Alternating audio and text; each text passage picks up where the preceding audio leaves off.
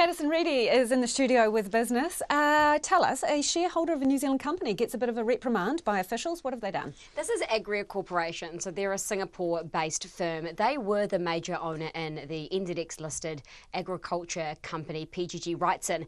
Now, they had to settle with the United States Securities and Exchanges Commission a couple of weeks ago in regards to some allegations around fraudulent accounting and market manipulation in America.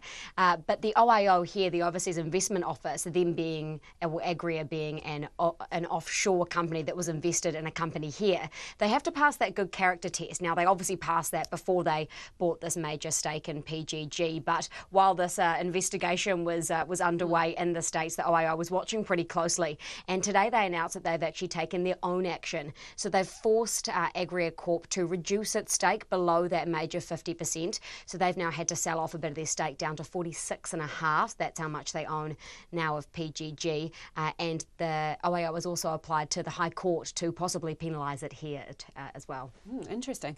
And big year for business this year. What can we expect in the new year? It was a very large year for business news. We had the likes of Fonterra with massive losses, Fletcher Building, more losses there as well. We can expect both of those companies, kind of the ongoing fallout of that not to end, particularly in construction as well. I mean, we've also seen a number of construction liquidations. Those are not yet over. We'd expect also the fallout of those, more losses, more liquidations and insolvencies we can probably expect too. Another one that also took up a lot of our time was CBL Insurance. This was a troubled insurance firm that's now in liquidation. This entire process was started by the Reserve Bank. They started ticking them off in about February of this year.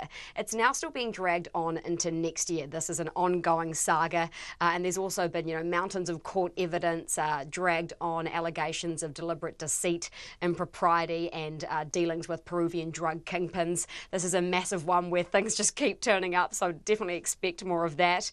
Also, the Bank Conduct and Culture Review certainly kept us busy this year. A lot of that came out of the Reserve Bank too. It's not often that you see a regulator look under the hood of an entire industry, so that's quite telling for what we could expect in the new year as well. Markets? The NZX Top 50 index closed down 1% tonight, so that's a fall of 86 points to 8,686. The New Zealand dollar is buying at 67.7 US cents, 95.2 to the Australian, and 53.5 British pence. Thank you, Madison. That's Madison Reedy with business, wearing some Christmas lights, by the way, if you're listening on radio.